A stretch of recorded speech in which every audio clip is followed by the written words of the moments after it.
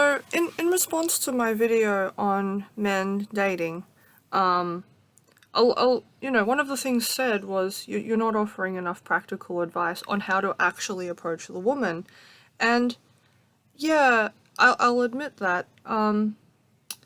Yeah, I didn't get into that because I actually have very big concerns about this idea of manufacturing a behavior that is unnatural to you in the dating world, because I think that if you manufacture behaviors that are not natural to you, you're increasing your odds of ending up in a relationship that is not really natural. And I realize that as I say this, I am a hypocrite, because the fact is that if I do meet someone and like them, there are things about myself I have a tendency to hide until I know them well enough to trust them with it. Or I hide it until I've become sufficiently fed up with the situation that I just don't care what they think anymore, and I'm ready to just get out of there. And the mistake, yeah, it's a mistake on my part, because it essentially means that they don't find out who I am until I've given up on them. And when in truth, if I had done things the other way around, maybe the outcome would have been different. But anyway, I'm going off on a bit of a tangent there. But my point is that authenticity is so important. However, I've thought about, well, okay, even within authenticity, maybe there are things a person can do to approach another person. And I stopped and I thought about, well, what do I typically do when I want to approach a man? And there are definite things that I have done which I consider to be acts of authenticity. For example, if I think he's good looking, I will just go and tell him so. I don't, I'll sometimes even say it to a guy if I have no intent of dating him, actually. I'll sometimes just be like, hey, thought you were good looking, thought I'd tell you so. And sometimes, a sort of conversation or dating situation has come out of that for me. But typically, no, that's like 1 in 100. But you know what I mean? Like, this is why I say it's so important to just keep on trucking and keep on doing something, because, if I hadn't have had that behavior, even that 1 out of 100 would never have happened.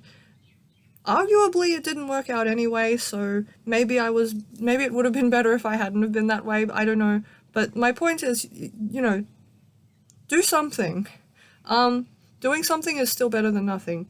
But another thing that I will do is, if I think a guy is interesting, or I want to get to know him better, and actually a lot of the behaviors I would use to approach a guy that I like are pretty much the same as behaviors I would use if I was trying to make friends with somebody, because it's still an effort to get to know the person better. So I would just go up to them and I would be like, oh, I like that thing that you're wearing. And I would encourage them to tell me about it. I'd ask questions about it. Like I was at a party and a guy was wearing a t-shirt that I thought looked really interesting, and I already had a big crush on him. So, actually, it was more than a crush. Back then I was kind of obsessed. But anyway, I go up to him and I'm like, oh, that shirt is really cool. And then, where did it come from? Where did you get it? And, he told me about where the shirt had come from, and I was able to be like, oh, that's cool, and, to respond to what he had said, and, you know what I mean, a conversation came out of it. Admittedly, it wasn't a tremendously long one, but it was a start, and that's the thing. If you can start a conversation with somebody, even if it doesn't last, it's still progress. So don't take it too hard if it isn't, like, 2 days long or something. Let me think back. What are other things that have gone on? Okay, so a thing that a guy sometimes does when they approach me is they will not just talk to me, but they will start trying to friend me on different social media platforms. Particularly that they'll very quickly try to identify all of the social media platforms I have in common with them. And I actually like it when a guy does this, because what it tells me is he's very interested in getting to know me. It communicates that he is very interested in talking to me. And so I like this, because what it communicates to me is, oh, this person is probably more reliable than that person who only wants to talk to me on one social media platform. However, there is a drawback to this approach, in that if he ultimately does not go on to use those social media platforms to interact with me, if, for example, if he friends me on Facebook or Instagram and he's not hitting like on my posts, or if he, you know, friends me on Discord and Steam, but he never actually games with me, or worse yet, if I can see, because I can see him coming online whenever he comes online, in my head I'm going, he's not talking to me, but he's online, therefore he's doing something else. And one of the things he could be doing is talking to another woman who he likes better, or who he met after me, and therefore he is not interested in me anymore. And therefore I will have a tendency to be like, okay, this is probably not going to go anywhere. And depending on whether I really like him or whether I'm kind of about him, my response will be different. If I'm about him, and you know, he seems apathetic, I'm going to try to move on very quickly and meet some other guy. If I really like him, I might try to push, and I might try to push through it and try to make myself talk to him and ask him, how are you, how are things going, you know, what are you doing, because one of the things I was taught by somebody who I consider to be a reliable source on relationship information is that relationships come out of interacting. So if I think I'm losing a guy, I will try to force myself to talk to him more. But the thing that goes on within me at those times is anxiety.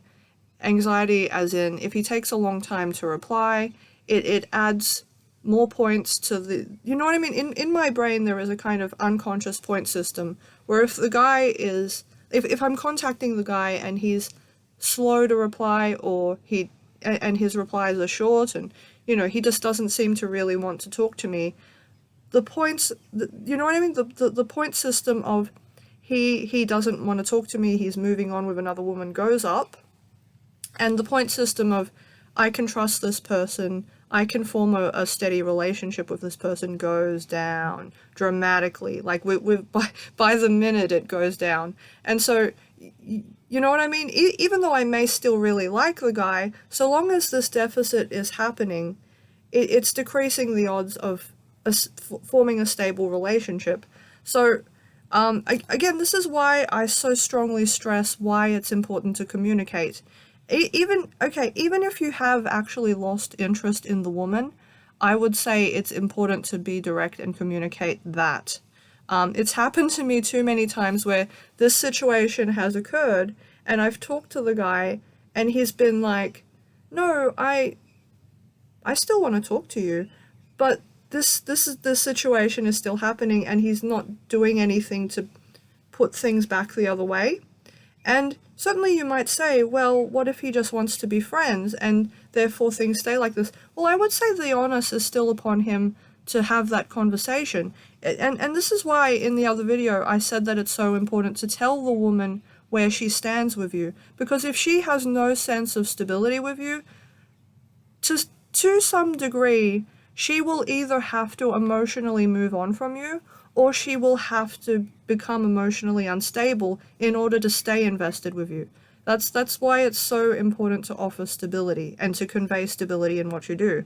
Another way to convey stability is if you make an appointment with a woman to meet her, and you can say this, you can say to a woman, hi, I have this activity that I'm going to do in the near future, you know, would you like to go along with me? And guys have done this. Guys have invited me to things before. And admittedly, I've gone in not really knowing whether they're inviting me as a friend or as a date. So I've gone in kind of unsure, but I've gone in willingly because I was open to the concept of dating them. And, yeah, it was a good plan because, again, it meant that I got to spend some time with them, form some, you know, life experience with this person. It was a good time. Sorry, I've lost my train of thought on where things went wrong. But yeah, I guess where things went wrong was that they didn't communicate with me whether or not it was a date. And so that led to a bit of confusion, and it meant that I had to act sort of ambivalent the whole time, and I had to like sort of let him take the lead, admittedly, on where things were going. Because, you know, like I said, I was open to dating the person, but I didn't really, you know what I mean? I think, as a rule of thumb, women are very much taught, don't emotionally invest in somebody who doesn't seem to care about you. Don't do it because it's going to make you sick. And so, just, yeah, as a rule, if you like a woman and she never finds out about it, it's never going to happen, unfortunately. An emotionally healthy woman typically won't allow herself to attach to you. And certainly she might end up attached incidentally anyway. But again, if you're not actually taking any steps towards talking to her, it has no chance of going anywhere, unfortunately. And, you know, there are instances in my life where I have actually suspected that guys have actually wanted to date me and been seriously interested in me, but because they haven't really taken practical steps towards approaching me, I ended up finding myself feeling unstable and sick, and again, I had to move on very quickly. And I realized that in this advice, I'm still going beyond that point of initial contact, but I, I I feel like the point of initial contact is so quick and simple. All you have to do is walk up to a person and say, "How are you?" The real problems begin after that point. For you know, the initial point of contact of going up to somebody and being like, "Hey, I think you're good looking," or "Hey, I like your shirt," or "Hey, how are you?" That's like really thin. That's like really thin compared to all the things that can go wrong in how you relate to others. And I realize that I'm only speaking from my own experiences. I don't know how other women think, but I think one of the mistakes men make is perhaps that they imagine us to be these monoliths where we're perfect and we don't have any emotional problems or we don't have any insecurities of our own. And so they treat us like we're monoliths with no emotional insecurities. And I think this is partly why men have such a big, tough time approaching women in the first place. They're approaching, and why these approaches sometimes go horribly wrong. It's because they're still not seeing that we are human beings that have our own needs and our own wants. And you know what I mean? This is why I said it's actually a good idea to ask a woman what she's looking for, what she's hoping to have with you or with somebody else, or you know. And again, in the last dating situation I was in, a lot of those conversations occurred, uh, which was again frustrating because I knew that I liked the guy, and but it didn't go anywhere, and so yeah, I've had to move on. And when I say move on, I don't mean that I've immediately leapt back into the dating pool because frankly I need time to get over what happened. But again, that's the thing about women. They might be single, but they might not be over their last dating situation. They might still be in recovery. So even if a woman is like, I don't know about you, or no at 1 week or 1 month, you talk to her again maybe in 2 months, and you might get a totally different answer. So, again, I feel, like I talked about in the other video, I feel like there is a very large extent to which this is a numbers game, where you have to keep talking to different women, and until eventually you find something that sticks. And from experience, I know that going around and looking and talking to so many people can be an exhausting process, especially if you're an introvert. Which is why I talk so much about social media, because social media, in my experience, is a really great way of dating, dating somebody. In fact, the bulk of my relationships have been international and long distance, and also, of the long distance international relationships I've had, all of them have been long term. The short-lived relationships I've had have been local, for the most part, and uh, you know, yeah, I think it is because communicating with somebody via social media forces you to use your words. It forces you to uh, to keep the connection going. You do have to push yourself a little more. Am I suggesting that you should all go out there and deliberately form international relationships? Maybe. Because even if it goes nowhere, at least you're getting, as I said, experience. You're getting your head in the game. Even if you end up back in the toilet, at least you're out of the toilet for a while. You know what I mean? Uh, so I can actually recommend a very practical step you could take right now, that would at least move you forwards, and that is go form a dating profile on OkCupid. Um, Having been on OkCupid for a very long time, and I recommend OkCupid because, as far as I can tell, of all of the free dating websites out there, it's probably the most developed, and it's probably got the largest number of people. And admittedly, to make the most of it, you will typically have to buy a subscription. But that's the thing, you don't have to do it constantly. You could just like be on there for a while, and then once you accrue a certain number of likes, you buy the subscription for a month, and then just for that month, just focus on that, and then stop, for a while, and then come back again later. And I find that to be much more cost effective than staying subscribed, frankly. But it means you can get in contact with a lot of different people, and I would say right now, as soon as you get on there, maybe just contact 10 or 20 different people. You don't have to say, like, and when I say contact them, I don't just mean say hi, and I don't just mean hit like. I mean, um, you know, even if you're copying and pasting it, like, make a statement. Because say something about yourself and something about them that is very complimentary. Because I can tell you, in my time on OkCupid, um, the guys who have paid me like exorbitant compliments are the ones that I've remembered. Even if I didn't ultimately go on to talk to them, the fact that they bothered to say that much already made me think about them more. And the fact that they were paying me a compliment made me again think about them a lot more, because it can okay, there are some guys who will leave a long message but they're just describing themselves.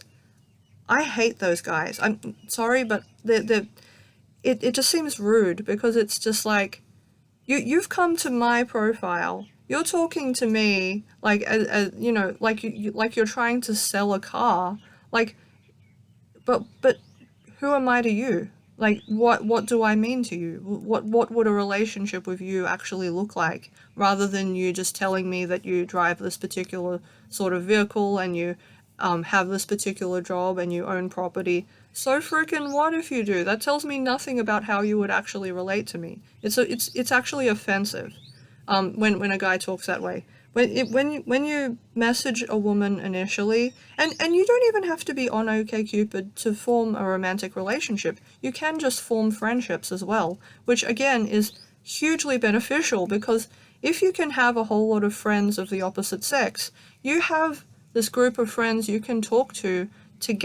gain the woman's perspective, and to bounce ideas off of as you're trying to go through dating situations. And I do have male friends who form this function for me, and I form the same function for them, and it is a wonderfully beneficial process. But I digress. When you message a woman, look, the things that I've found worked on me were if they if they pretty much wrote a poem about the way I look, or which I realize sounds incredibly narcissistic, but it does mean, like, it does make me feel acknowledged. And again, it's very hard to form a relationship with somebody who offers you no acknowledgement. Another thing that guys have done that caught my attention, I suppose. Okay, one guy, and this is funny, he basically sort of described a scenario of he and I meeting in the real world. He was like, imagine you walk into a supermarket and I'm in there holding a bag of limes, and the limes fall down on the floor, and we're both trying to pick them up, and I look up at you and I don't know what to say because I'm terrible at pickup lines. Like see, I remembered that. I remembered that guy purely because he told such a funny story, And it was also a compliment. It made me feel like, oh, this guy is actually interested in what I would have to say to him. And but and again, it's okay to not know what to say. And okay, this is another thing. Even if it's that you don't know what to say to a woman, you can actually go up to her and be like, I want to talk to you, but I don't know what to say. Like like if a guy did that with me, I would be completely blown away. I would be like, just, whoa, this guy is the real deal. This guy is something. Again, this is why I think authenticity is so important. Because even if you're just looking at a woman and you're thinking in your head, oh, I think she's really attractive, but I don't know how to talk to her. Like, if you actually walked up to the woman and said, I think you're really attractive, but I don't know how to talk to you, and I'm afraid that if I say the wrong thing, you'll reject me.